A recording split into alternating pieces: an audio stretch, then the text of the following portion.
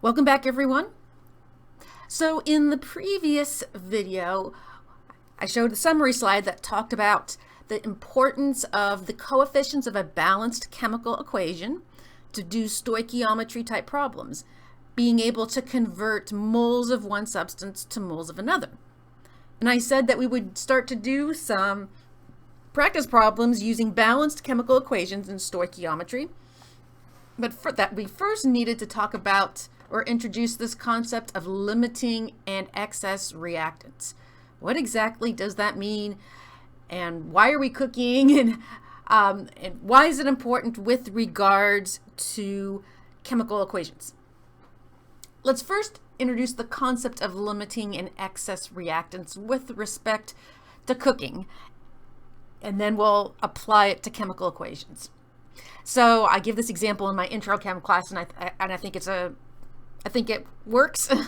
So let's say that you're making pancakes for your family one morning, and you want to do it old school. You don't want to get just the Bisquick where you add the water and shake. You're going to actually use your grandmother's recipe.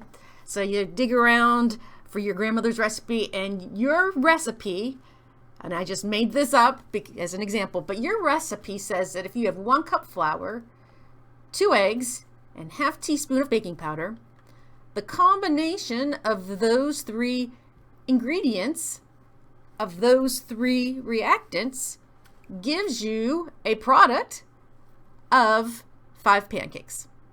Okay, so that is your recipe.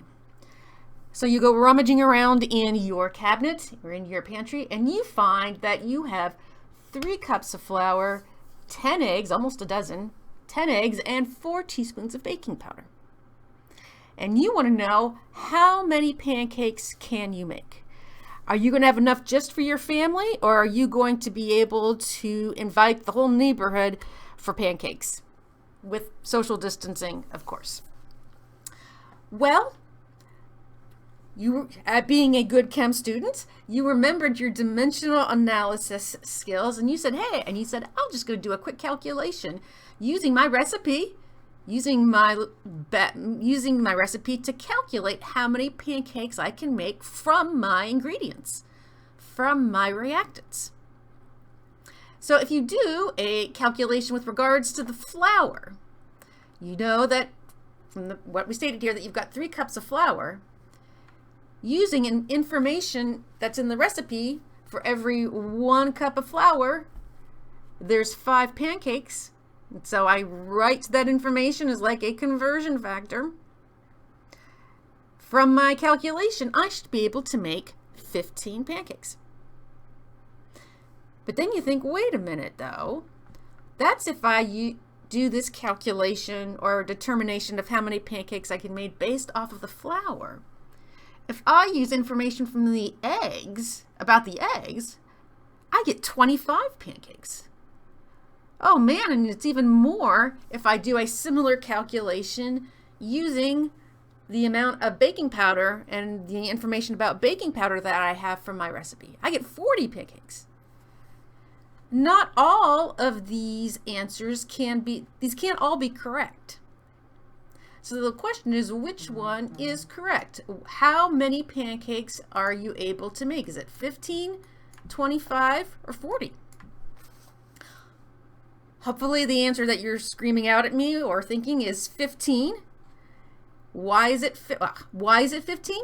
Because after you make 15 pancakes, your flour is gone, right? You have no more flour, and so you can't make any more pancakes. So in that sense, we can say that flour is the limiting reactant.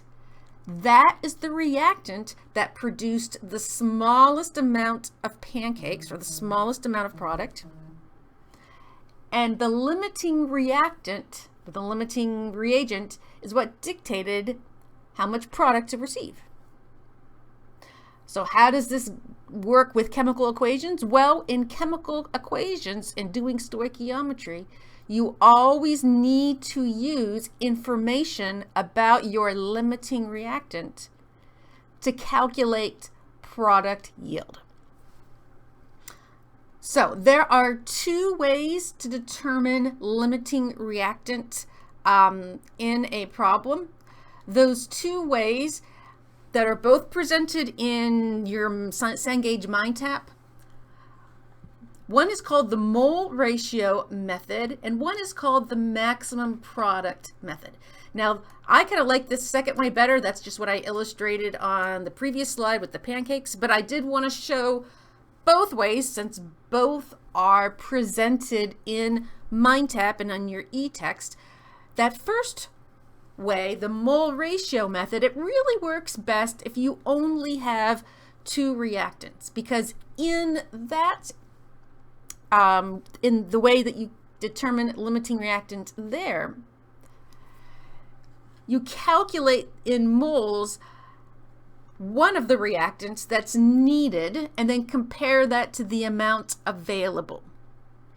So for example, in this example, I give you amounts in grams of two reactants, of the hydrogen and the oxygen, and I want to know the amount of excess reactant that remains after the reaction is complete. So essentially, I need to determine what the limiting reactant is.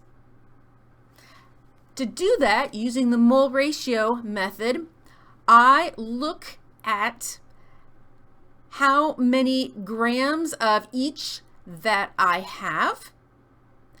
I do a calculation to determine the amount in moles of that one reactant that's needed and compare that to how much is available.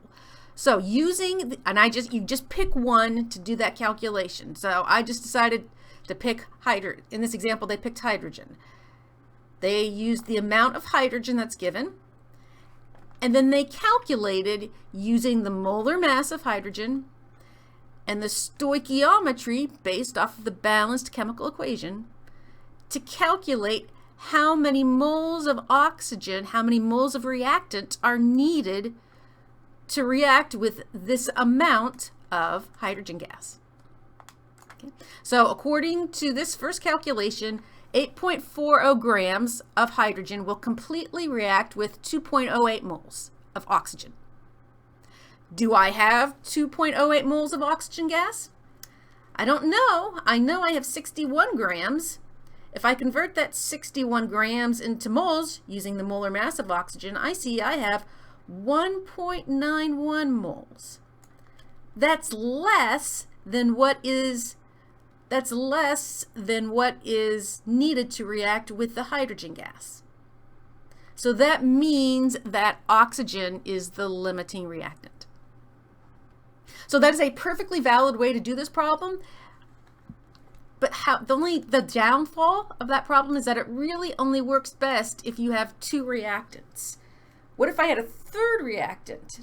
I would also need to calculate the amount of that third reactant that would be necessary for reaction.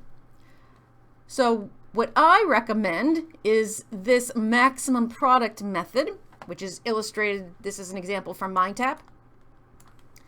It's a little more work, but it uses that three-step process where you go from grams of reactant to moles of reactant to moles of whatever product you're looking for using the coefficients of the balanced chemical equation, and then using moles of that product to grams of that product by its molar mass. Uses that three-step dance that we talked about in the previous videos, and you're also able to do it with reactions that have more than two reactants. And so in this example, I see that the reactant, the 125 grams of gold, is what produced the smallest amount of product. So gold is my limiting reagent. The amount of product that is produced is called your theoretical yield, or the maximum amount of product that is produced. Okay. So that's how I recommend you do these problems. In the next video, we're going to do two examples using that maximum product method to determine limiting reactant and product yield.